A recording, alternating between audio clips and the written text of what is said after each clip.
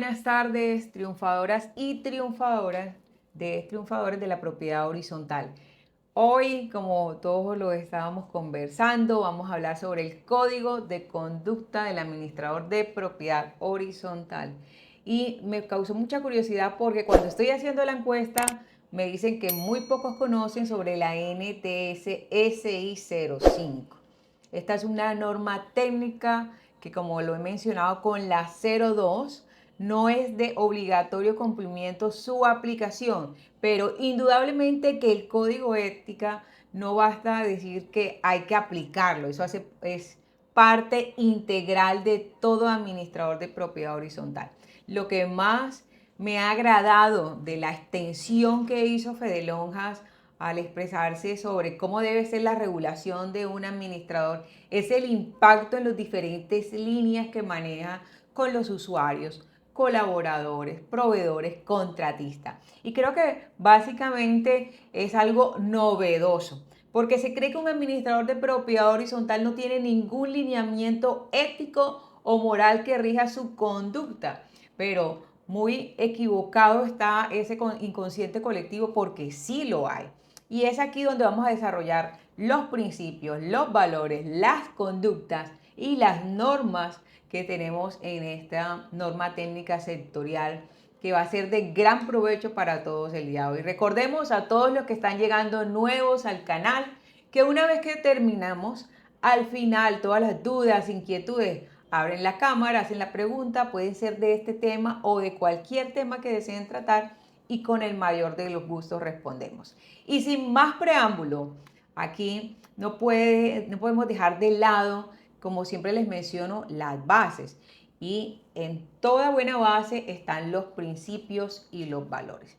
Es así que buscando una revisión decidí investigar un poco más en qué consisten estos principios y valores para que podamos tener un fundamento de este trabajo.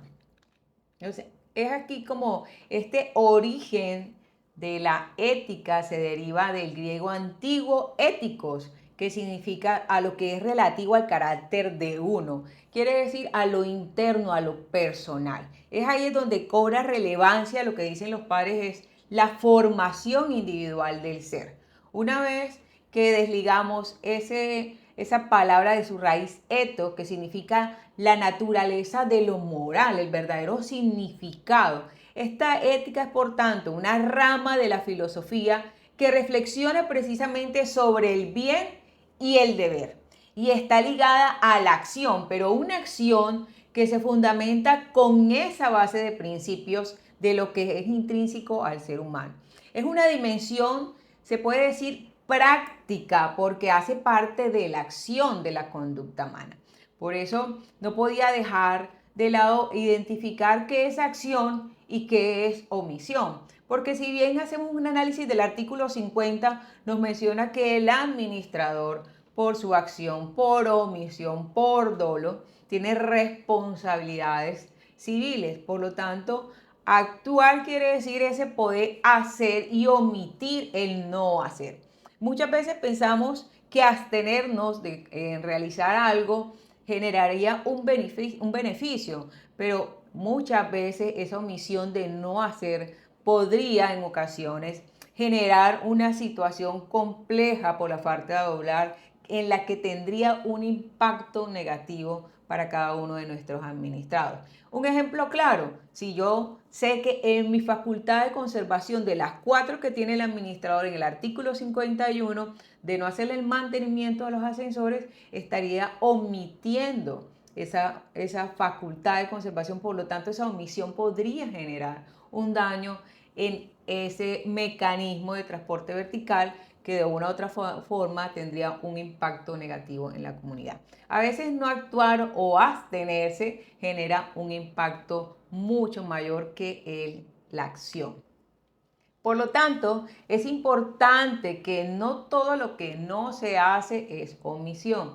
Cuando les mencionaba el caso este del ascensor y cuando pudiendo hacer una actividad y teniendo alguna razón para hacerla no se lleva a cabo, eso implica eludir una conducta esperada. Es así como tuve recientemente una consultoría donde el administrador me decía, me preocupa yo presentar una convocatoria a la asamblea porque estoy seguro que no me van a aprobar el presupuesto. Por lo tanto, yo voy a preferir que sean ellos el 1 de abril que convoquen a una reunión por derecho propio y así me evito el trago amargo de tener que convocar y posteriormente que no me aprueben y ellos se van a encargar de su reunión y que aprueben el presupuesto.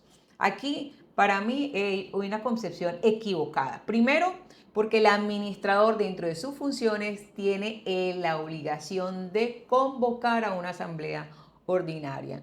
Dos, elaborar y presentar el presupuesto para que el Consejo de Administración haga la evaluación y por lo tanto eso se lleve a la Asamblea. Esto quiere decir que yo estoy de una forma predeterminada evitando cumplir con una de mis funciones de las 14 que están en el artículo 51. Por lo tanto, este es otro ejemplo que ese tipo de circunstancias de omisión puede generar un impacto negativo en la copropiedad. Es que aquí les traigo, según la NTSI 05, cómo este documento desliga de una forma muy detallada esos valores que se esperan que sigan las personas que forman parte de una organización y con mayor razón con este régimen especial que es la propiedad horizontal. Ahora, ¿cómo funciona? Es complejo, como podríamos decir que funciona. Porque si partimos de la acepción de que es de lo intrínseco del ser, de la conducta que se espera de un individuo, está dividido en creación, comunicación, la adopción, la implementación y finalmente esa revisión y mejora continua que se tiene. Voy a decirle a mi equipo que me haga llegar ahí en mi escritorio para que ustedes puedan apreciar la NTSI 05. La pueden adquirir por vía en digital en Fe de Lonjas, se las hacen llegar a su edificio, a su casa y ustedes la pueden escudriñar más a fondo para que puedan apreciar que todo lo que ya está aquí desglosado hace parte de esa norma. ¿Por qué? ¿Y a quién va enfocado este código de conducta? Evidentemente es para los administradores de propiedad horizontal, pero esta tiene un impacto en cada uno de las personas o los grupos interesados, como les mencionaba, los colaboradores, los usuarios, consejo de administración, proveedores y demás. Entonces, estos requisitos generales de conducta impactan enormemente. Aquí está la norma técnica sectorial. Este trabajo que hemos hecho con mi equipo desarrolla paso a paso cómo está diseñada la NTSI 05.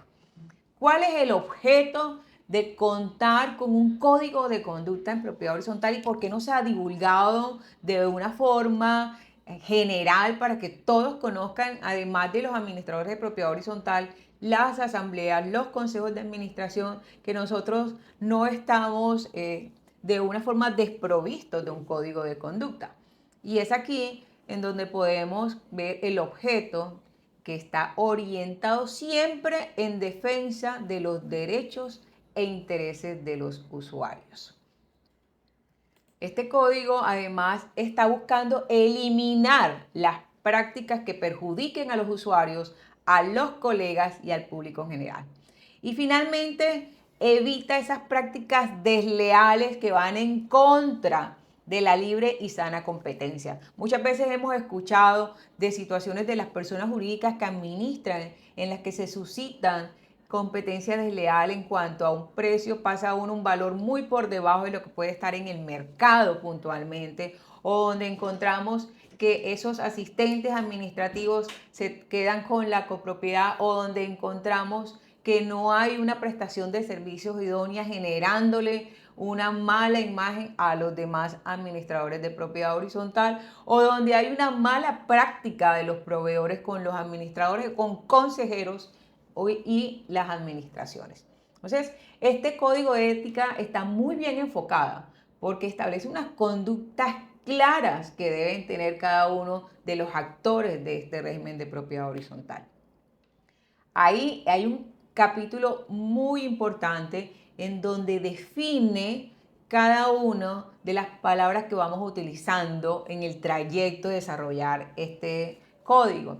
La transparencia, la eficiencia, la actitud de servicio, el colegaje, competencia desleal, compromiso, tolerancia, honestidad que se espera de un administrador, respeto, solidaridad, objetividad, responsabilidad y sobre todo imparcialidad.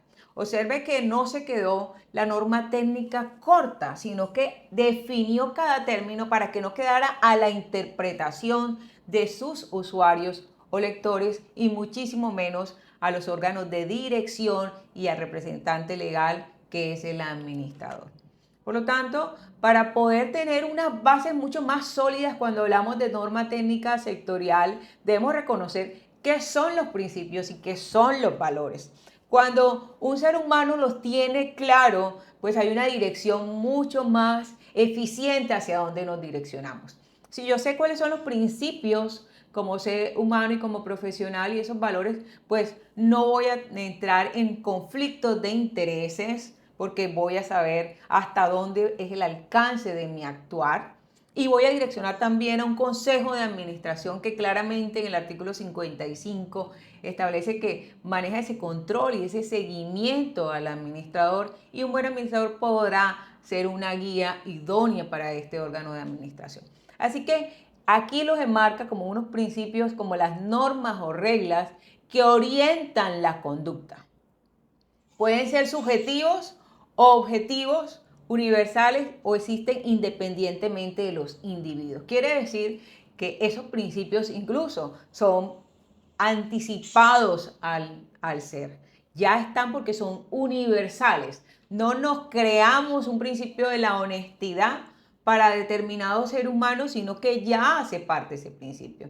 Son el soporte de la visión. Usted no puede ver una empresa sin una visión, sin una misión, sin unas estrategias, sin unos objetivos. Eso indudablemente tampoco puede faltar en la conducta del ser humano porque, como les mencionaba, cuál va a ser los lineamientos que lo rigen. Esa guía es lo que permite saber qué es lo correcto o lo incorrecto en el actuar y estamos hablando de propiedad horizontal.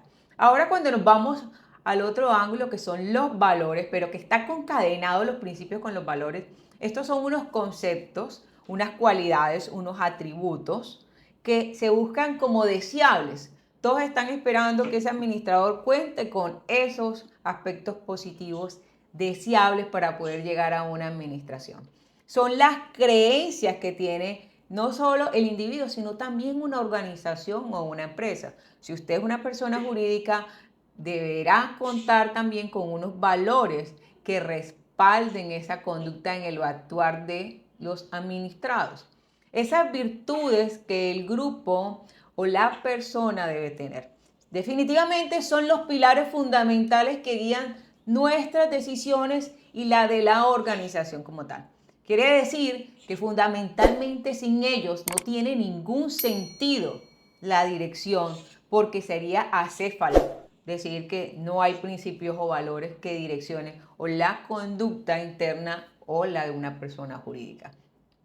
Miren la trascendencia que se constituye este código de conducta. Me parece incluso curioso que contemos con una norma técnica sectorial SI 05, esto es un aporte personal, porque uno pensaría que antes de iniciar con una norma técnica deberíamos primero analizar cuáles son los principios y valores antes de hablar cómo es el desarrollo de los aspectos administrativos como la norma técnica sectorial 02 o la SI 01, incluso la 03. Llegar a un 5 es un avance que se ha caminado muchísimo para hablar de valores. Yo les agradezco a todos los presentes que tienen los micrófonos abiertos que puedan cerrarlo para que no haya ninguna interferencia. La norma técnica sectorial hace mucha claridad en esos principios uno a uno y los señala taxativamente. Principios, integridad, buena fe, confidencialidad y responsabilidad, transparencia y en los valores enmarca respeto, tolerancia, equidad, solidaridad, compromiso, honestidad, actitud de servicio y lealtad, que es uno de los valores que fortalecen mucho el sentido de la administración de propiedad horizontal. Y además hace una mención porque si estamos hablando del código de conducta del administrador de copropiedades, dice, estos son los requisitos generales que debe tener la conducta de un administrador en propiedad horizontal. Por lo tanto, esto debe ser planear, organizar, ejecutar, controlar, informar y verificar sus actividades. Los que son administradores de empresa van a poder esto identificar con los principios fundamentales de un buen administrador. Es más, en Colombia hablamos que administrar hace parte de ser un buen padre de familia como lo establece el Código de Civil. Otro aspecto, preservar la evidencia de su competencia para realizar la actividad. Cuando hablamos del administrador de propiedad horizontal, la Ley 675 del 2001 no contempla que tenga una profesión específica, está determinado como un oficio claramente y define unas funciones que están en el artículo 51 de la misma ley. Sin embargo, lo que sí exhorta es que haya una idoneidad del administrador, que tenga una formación y una capacitación constante y preservar la evidencia habla de ese respaldo que debe resguardar todas las actuaciones del administrador para que sean los abogados, lo conocemos muy bien, el soporte documental o la evidencia física que va a garantizar en algún momento ese fundamento o el actuar. 3. Permanecer informado y actualizado como se los mencionaba. Todos los que hacen parte del arte de la PH son personas que están muy atentas, ocupadas en estar formándose y actualizándose constantemente de la legislación, la evolución esencial, cuáles son las condiciones o los movimientos que se generan en la propiedad horizontal para que puedan influir de manera positiva en sus copropiedades. Yo no puedo pensar que soy un absoluto conocimiento cuando en derecho lo único constante es el cambio. Si yo tenía una percepción que antes en el reglamento no podía suceder el hecho del manual de convivencia porque ninguna parte de la ley 675 lo establece, pero viene el Ministerio de Vivienda y hace unos ajustes y dice ya no es necesario elevar a escritura pública el manual de convivencia, inmediatamente uno va cambiando los conceptos. Cuando llegó la pandemia teníamos la apreciación en que las reuniones exclusivamente eran presenciales, pero vino esa transformación a lo virtual que nos tiene el día de hoy conectados. Por lo tanto, saber en que la única constante es estar preparándonos hace que todos los que estén aquí hagan esa gran diferencia. El cuarto, abstenerse de aceptar una misión que sobrepase su competencia. Si mi formación es jurídica y yo no soy ingeniera civil, pensar en que voy a constituir un contrato y que yo puedo ser un interventor de una obra cuando mis competencias son limitadas a aspectos jurídicos es sin duda un sentido de irresponsabilidad. Iría en contravía de esos principios y valores que están en el Código de Conducta del Administrador. Quinto, informarse de todos los hechos esenciales de cada uno de los bienes muebles e inmuebles que afecten a la copropiedad.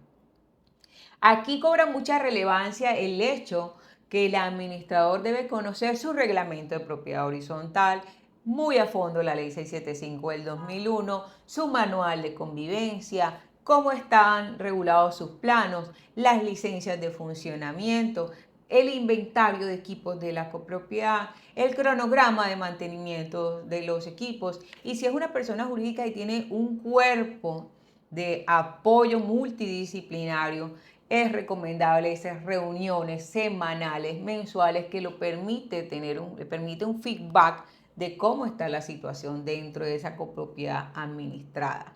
El sexto, cumplir con lo establecido en la relación contractual. Y es ahí cuando yo hago un llamado claro a que si bien es cierto que existe contrataciones verbales y escritas en propiedad horizontal y a nivel nacional para diferentes tipos de actuares, es recomendable formalizar los contratos de prestación de servicios Y aquí me van a decir, Yasmín, no nos vamos a meter con contratos laborales en propiedad horizontal, pero de eso hay varias posturas también. No podemos ser absolutistas en decir que en propiedad horizontal no hay contratación laboral, porque ya han emitido con suficiente argumento que sí se puede configurar esos contratos laborales en propiedad horizontal, pero dependiendo si hay un contrato laboral o uno de prestación, se debe formalizar. Porque aquí hay una exigencia del Código de Conducta en que se debe cumplir con lo establecido en esa relación contractual. Por lo tanto, hay que determinar un objeto, un alcance, unas cláusulas que permita que haya una muy buena regulación en el evento, que se deba medir la gestión de esa administración persona natural o jurídica dentro de la copropiedad. Cumplir con la legislación vigente y concordante con el régimen de propiedad horizontal. En términos no jurídicos, lo que dice la ley 675 del 2001 lo debo hacer prevalecer. Recordemos que cuando hablamos de un reglamento de propiedad horizontal, es clara la norma en el 5, en el numeral 5, en su artículo 5, en que lo que vaya en contravía de la ley se da por ineficaz y no escrito. Por lo tanto, si un administrador de copropiedades tiene claro estos aspectos o esta legislación, pues va a ir en cumplimiento de esos requisitos generales de conducta porque es conocedor de la misma. Y el desarrollar la gestión de modo que evite conflicto.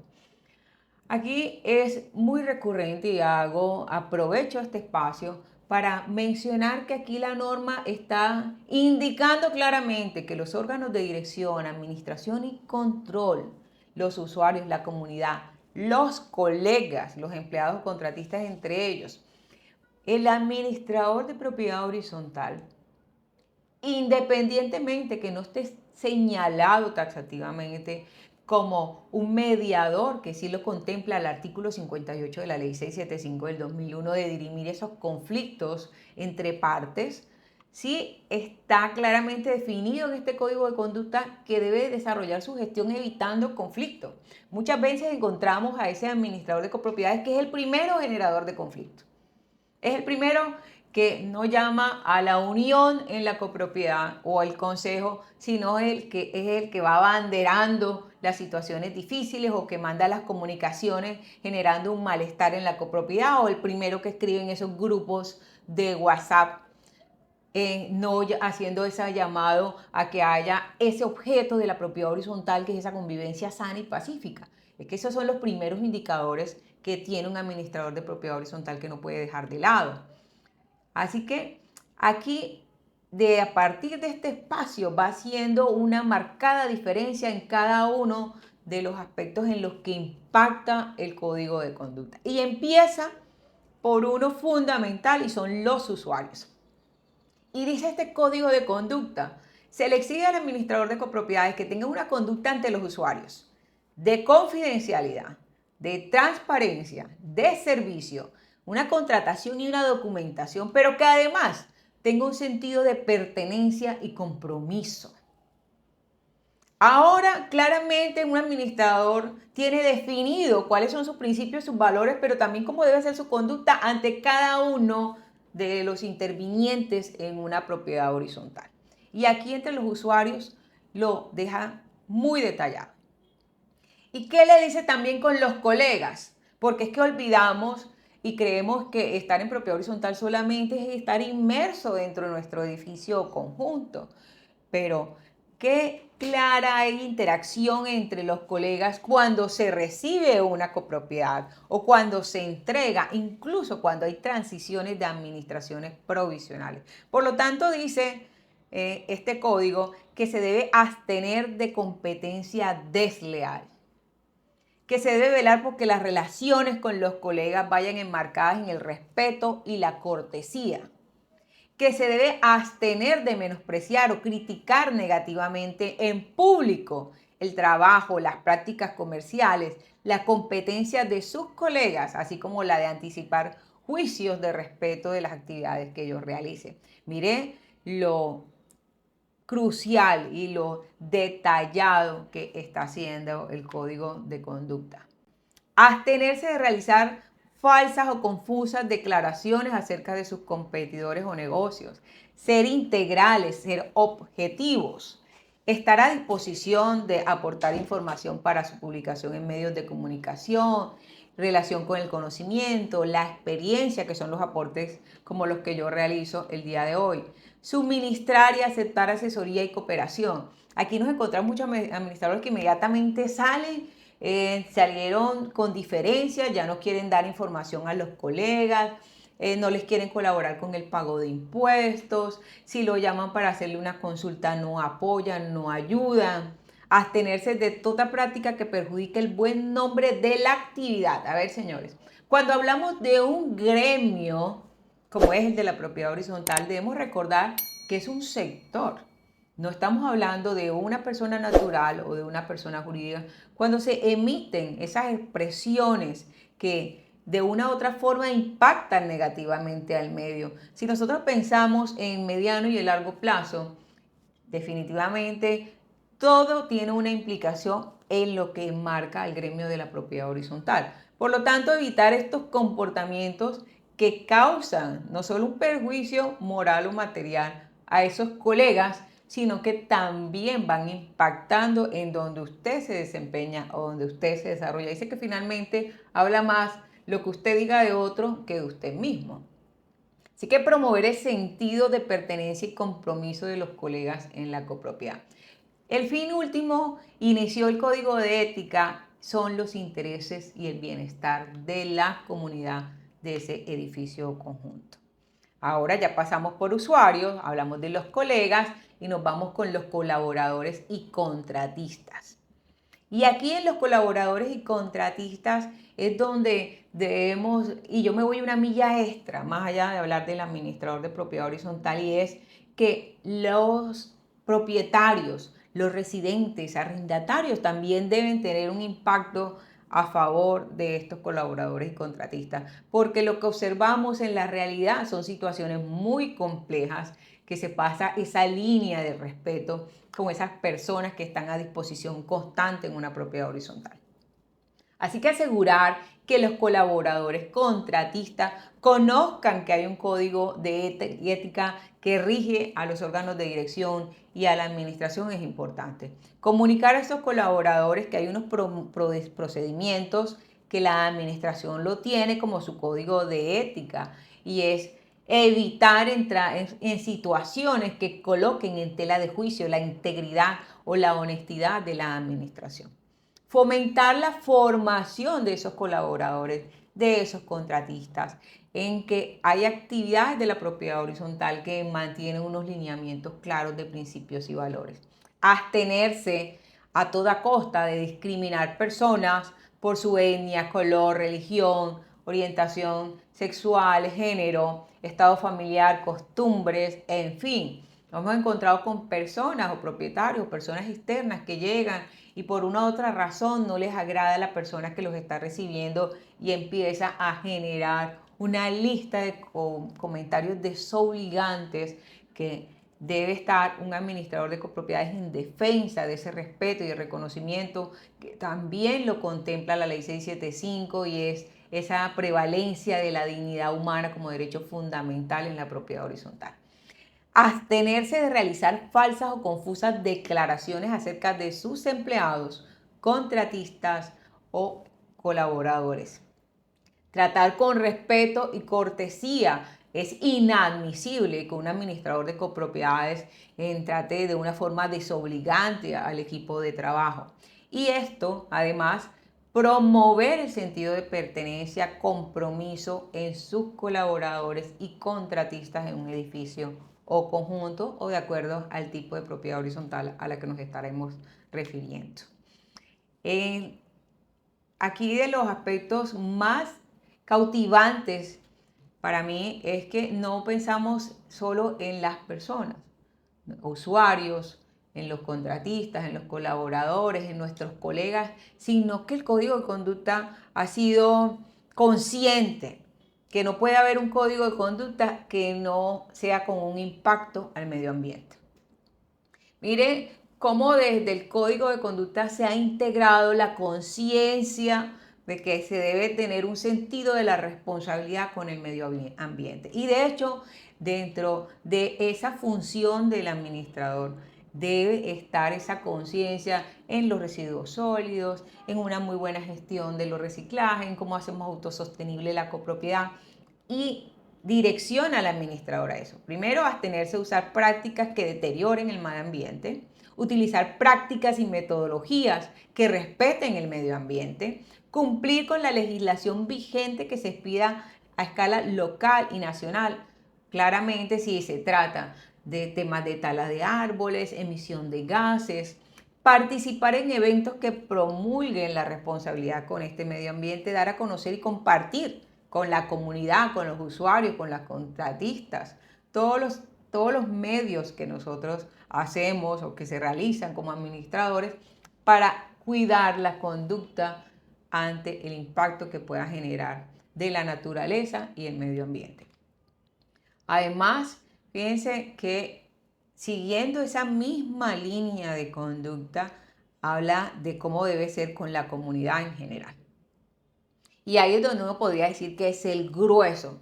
Pero lo que más me gustó de esta norma técnica sectorial es que, aunque lo más importante se podría decir que es la comunidad y que desde un inicio dice que vamos a buscar el bienestar como principal movimiento de conducta, aquí lo deja al final porque hace todo un recorrido en lo que debe ser de forma individual para afectar en general. Y aquí recordemos que uno de los principales aspectos que menciona es de participar en información que impacte a la comunidad en general de forma engañosa, incluir servicios o información que no sea veraz, en usar direcciones o dominios que generen confusión a toda la comunidad en general, abstenerse de realizar actividades distintas a las de sus contratos y funciones dentro de la copropiedad. A veces se normaliza algo que decimos, yo no le veo nada malo, y en el no veo nada malo se puede estar cometiendo irregularidades con los equipos, con los materiales, incluso en mis funciones. Me lo decían en una consulta que si un servidor público, por ejemplo, podía ejercer funciones como administrador y respondía evitar caer en estas prácticas, intervenir en temas que no sean de su competencia en relación con la copropiedad que administra, realizar pronunciamientos públicos que no sean de su competencia, que no tengan ninguna relación con la copropiedad. Entonces, mire cómo hace ese recorrido por cada uno de los actores la norma técnica sectorial. Y aquí hace un hincapié esta NTS 605 en la capacidad, la competencia y habla claramente en que se debe fomentar la formación en temas relacionados con la propiedad horizontal entre los propietarios y residentes. Muchas veces nos causa un impacto enorme que hay un desconocimiento de la norma de esos mismos residentes y propietarios, pero ¿dónde está ese compromiso del administrador o de esos órganos de dirección de fomentar esas buenas prácticas de conocimiento y formación al interior de la copropiedad, o con los contratistas, o con los colaboradores? A veces ni siquiera tienen claro el concepto, el personal de vigilancia, el personal de servicios generales, porque incluso ellos es posible que no habiten en propiedad horizontal. Capacitarse y actualizarse en temas relacionados con la administración de copropiedades. Utilizar los recursos técnicos, herramientas tecnológicas que puedan prestar un mejor servicio. ¿Qué quiere decir? Hoy con todos los avances, inteligencia artificial, las nuevas herramientas que hacen más fácil la vida de los administradores y por tanto el impacto en las copropiedades son absolutamente necesarias y harían parte de esa capacitación y actualización que se requiere dentro de la propiedad horizontal.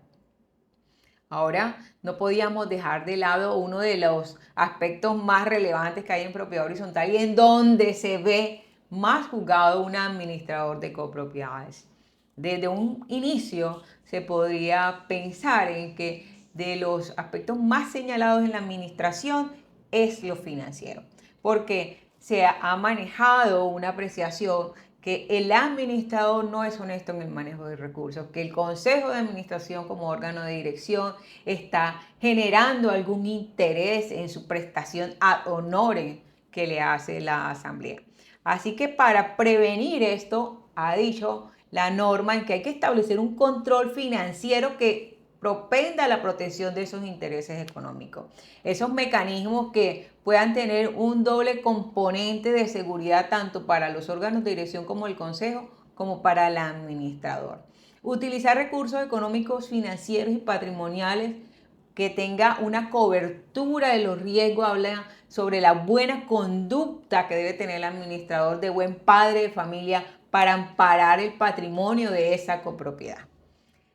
Establece también la diligencia en la elección de esas pólizas de seguros y de cobertura. Recordemos, los que ya tienen amplia experiencia en propiedad horizontal, que los infraseguros tienen un impacto negativo en la copropiedad en el momento que hay que presentar los siniestros y que debemos, en aras de salvaguardar el patrimonio de la comunidad, realizar unos análisis de riesgo que sean acertados y que cubran todos esos posibles riesgos que se presenten en la propiedad horizontal.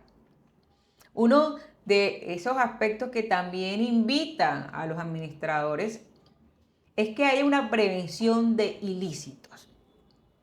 Y es común que se observen y es un llamado a todos los presentes y los que van a escuchar mi canal de YouTube en que las empresas que se seleccionen hay que evaluarlas detenidamente, porque deben cumplir con una legislación vigente que sea en prevención del lavado de activos, apoyo y financiación del terrorismo.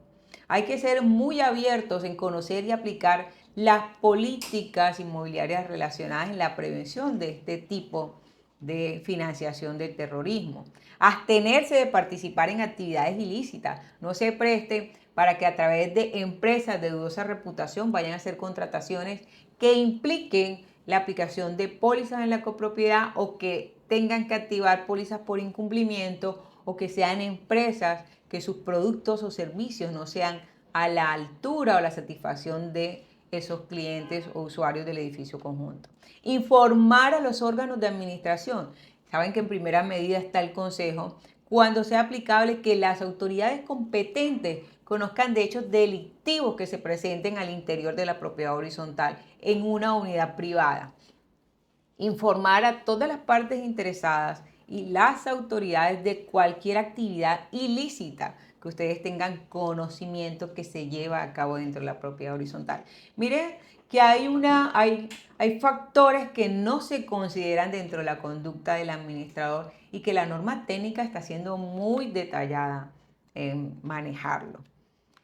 Es así como un aspecto adicional sale a colación en esta norma técnica y que lo estamos viendo porque es evidente que las sanciones no se hicieron esperar y es lo que denominamos como el habeas data, el manejo de la información, y que se está dejando olvidado que esto tiene gran relevancia porque estamos en un mundo digital y si no se toman esas medidas de prevención estaríamos incurriendo en la falta del derecho a la intimidad de las personas y las autorizaciones que se requieren para utilizar cierta información.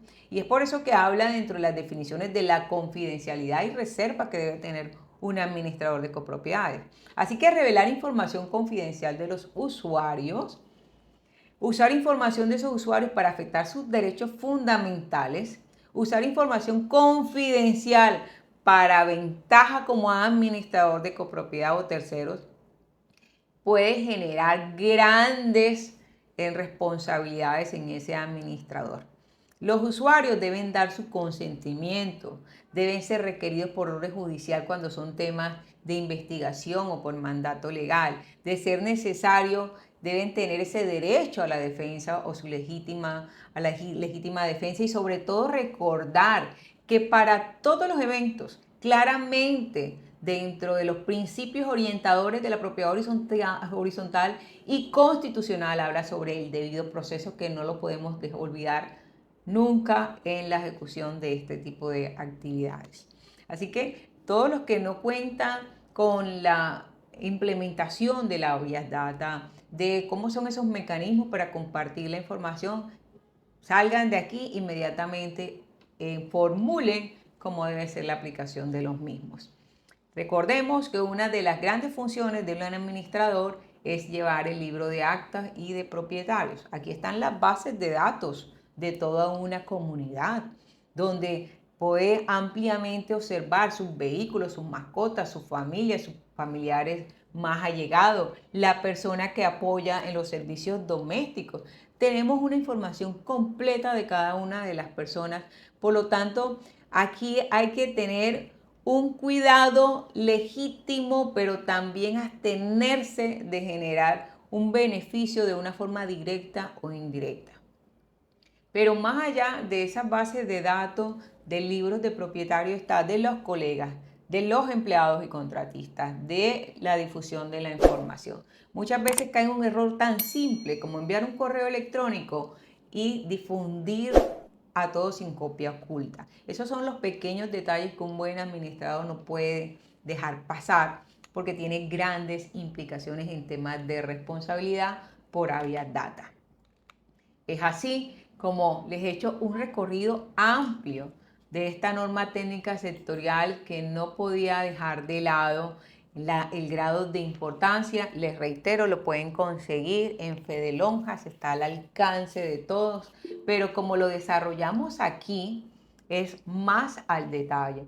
Cuando ustedes observan la norma, es muy general, pero me gusta poder estar en esta etapa de formación, porque escudriño más a fondo con mi equipo, creamos esquemas y trabajamos para que todos los que hacen parte del canal del arte de la PH tengan el conocimiento de primera mano, para que lo digieran de una forma mucho más dinámica. Así que vamos a dar espacio. Aquí veo una pregunta de Yolanda.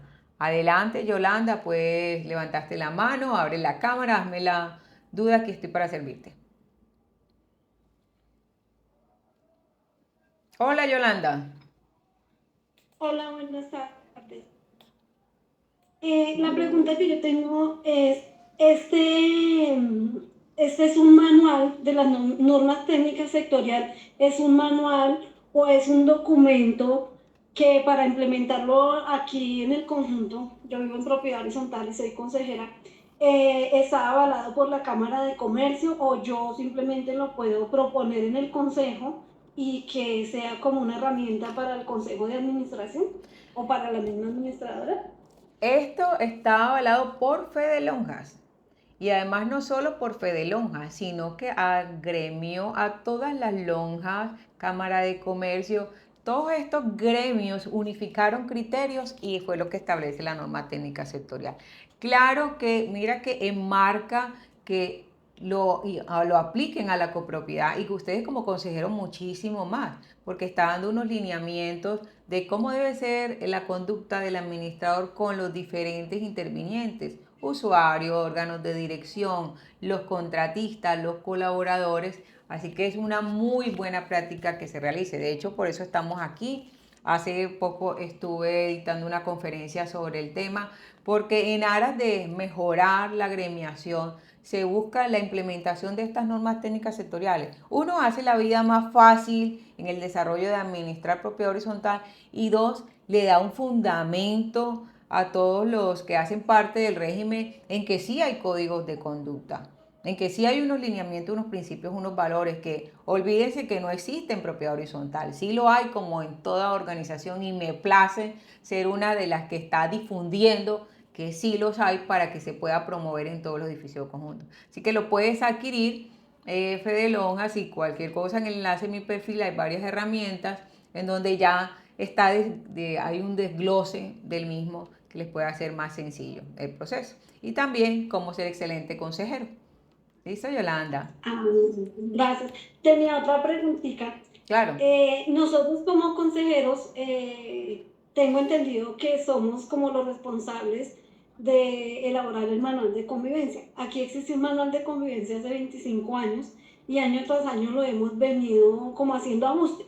Este año queremos hacerle unos ajustes, pero yo tengo entendido, esos ajustes se hacen y ese manual se debe elevar a escritura pública y el manual es diferente al reglamento interno del conjunto. Vamos por partes. El reglamento y el manual son dos cosas distintas. El reglamento de propiedad horizontal es donde es el que se eleva a escritura pública, ese documento notarial que tiene un número y donde están toda la descripción de las unidades privadas, la de general y donde están descritas las normas y las descripciones administrativas de todo edificio conjunto. El manual de convivencia no está descrita en el régimen de propiedad horizontal. Eso es un documento privado en donde se saca un extracto del reglamento, pero donde se regulan procedimientos. Se han confundido y dicen que se requiere un manual de convivencia para que exista reglamento, ¿no? Ya usted tiene un reglamento. Si ese reglamento es insuficiente, el llamado es que se evalúe, se haga una reforma al reglamento y esa reforma al reglamento sí necesita elevarse a escritura pública con una mayoría calificada del 70% conforme al artículo 46. Pero el manual de convivencia, desde el sentido que yo lo explico y lo ha dicho el Ministerio de Vivienda, no requiere elevarse a escritura pública en ese sentido. Y siendo así, tampoco requería una mayoría calificada porque solamente son procedimientos internos, porque se debe tener tipificada todas las conductas sancionables dentro del reglamento, que sí es el documento que está elevado a escritura pública.